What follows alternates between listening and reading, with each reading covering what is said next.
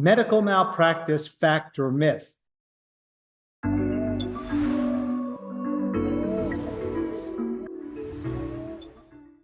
Only you as the client have the right to take a settlement and your lawyer can't force it on you. Well, that's a fact. So in medical malpractice lawsuits and even in the other personal injury lawsuits, one of the rights that you have is that it's your right to decide whether you're going to take a settlement or not.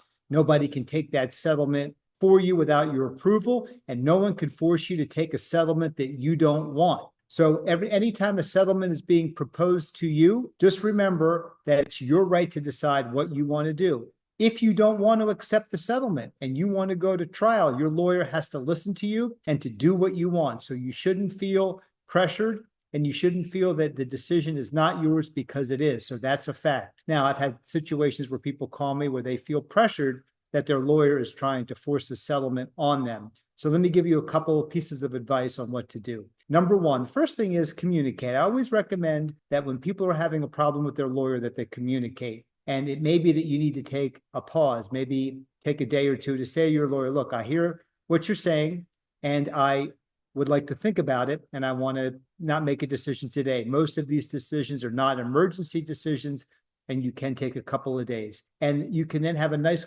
clear conversation with your lawyer to say that you understand that the lawyer thinks that the settlement is something that would be something to take, but you have a difference of opinion, and that you've thought about it and that you've decided that you don't want to take the settlement. Sometimes in the heat of going back and forth, especially in negotiations, people want to get things done. But when you pause and you have a clear communication with your lawyer, sometimes you can reach a good decision when you do that. That's number one. Number two, you can get a second opinion from another lawyer. Now, that may cost you some money, but it may be well worth it if you want to just sit down and get another set of eyes and another set of ears on your case and see what that lawyer has to say. Do they agree with the lawyer that's representing you?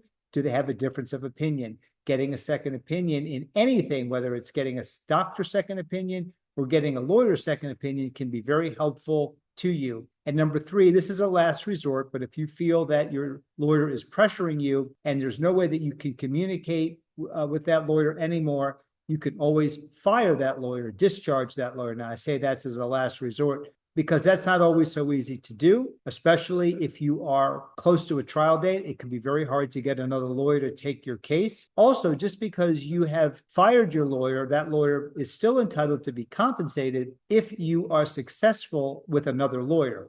So again, it is a last resort. I really don't recommend that because most of these things can be resolved with good and clear communication.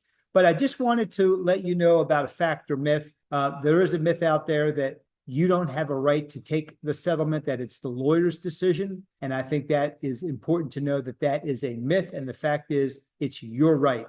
So I hope you found this video helpful. Please hit that subscribe and like button so that you could take advantage of all of my future videos on medical malpractice. Thanks again for watching, and I look forward to seeing you soon.